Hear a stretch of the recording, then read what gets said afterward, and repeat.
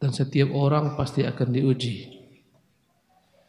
Barang siapa yang tak siap diuji, maka tak usah hidup. Yang siap untuk hidup, siaplah untuk diuji. Am hasibtum an tadkhulul jannah walamma ya'tikum mathalul ladzina khalau min qablikum. Apakah kalian mengira kalian akan begitu mudah masuk surga? Ya. Dan belum lagi datang kepada kalian ujian sebagaimana yang datang kepada orang-orang sebelum kalian. Massathumul ba'sa'u wad-dharra'u.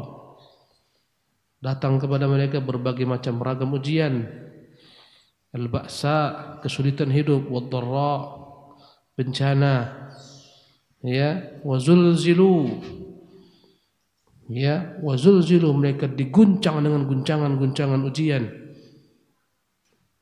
Ya, ujian pada harta mereka, ujian pada keluarga mereka, ujian pada diri mereka. Hatta yaqula ar-rasulu walladzina amanu ma'ahu, sehingga karena dahsyatnya ujian berkatalah Rasul sallallahu alaihi wasallam dan orang-orang beriman bersamanya, mata nasrullah, kapankah datang pertolongan Allah Subhanahu wa taala? Ala inna nasrullahi qarib, katakanlah sesungguhnya telah dekat pertolongan Allah Jalla wa Ala. Dengan ujianlah ikhwatul kiram seseorang akan diangkat derajatnya. Ya, dalam kehidupan dunia ini senantiasa kita menghadapi ujian sekolah. Setelah ujian maka akan ditentukanlah naik atau tidaknya seseorang. Kalau andai kata sekolah tak ada ujian-ujiannya, maka dia tidak akan pernah naik kelas. Demikian juga dalam bangku-bangku perkuliahan. Jika ingin naik tingkat wajib diuji. Ya, maka demikian juga dengan ya ujian di dunia ini.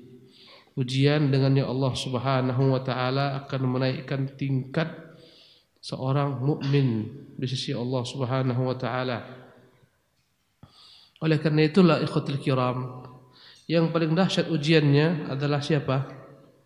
Para nabi.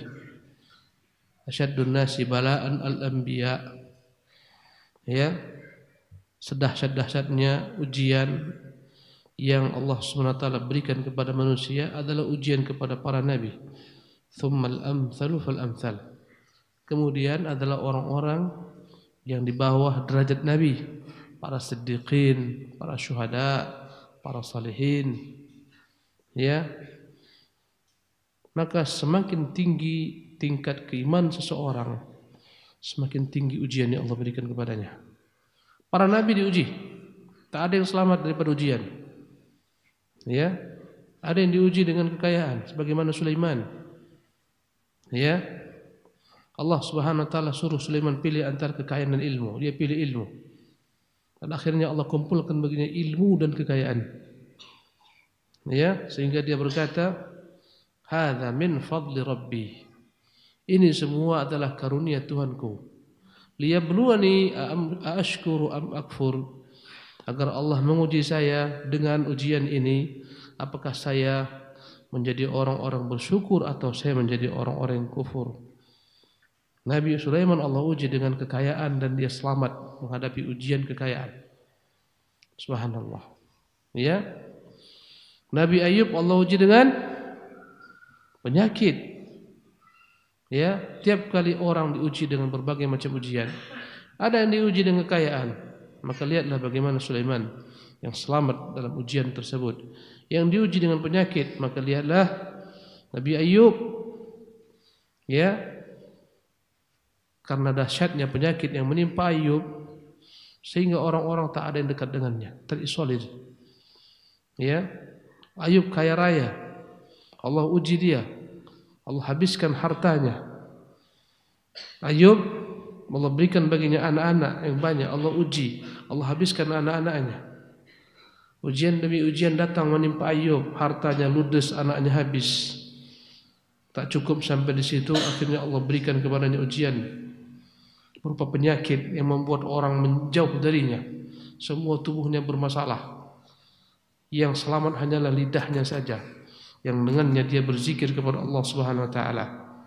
Lambat laun istrinya pun pun tak kuasa bersamanya.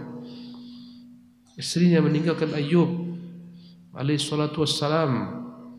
Ya, begitulah yang Allah berikan kepada Ayub berupa ujian, sehingga sampailah masanya Nabiullah Ayub berdoa kepada Allah Azza wa Jalla, Rabbi inni massani ad-durru wa anta arhamur rahimin. Ya Tuhan, sesungguhnya aku tertimpa penyakit seperti ini, ad-durru yang membahayakan diriku, sehingga aku dijauhi manusia. Wa anta arhamur rahimin, padahal engkau adalah Tuhan arhamur rahimin, zat yang paling rahmat dari segala macam ya makhluk yang memiliki rasa rahmat. Fakashafna ma bihi min dhurrin, kami sembuhkan penyakitnya. Allahu Akbar. Allah uji Ayub dengan penyakit dan Ayub selamat. Ya, Allah katakan kepada Ayub, mandilah engkau daripada air yang ada di bawah kakimu. Hadza mughtasalun baridun wa syarab, minumlah dia. Seketika sembuh Nabi Ayub. Kemudian Allah kembalikan baginya hartanya, Allah kembalikan baginya anak-anaknya, Allah kembalikan baginya istrinya. Subhanallah. Nabi Ayub diuji. Ya, ada yang diuji dengan harta, diuji dengan penyakit, ada yang diuji dengan perempuan.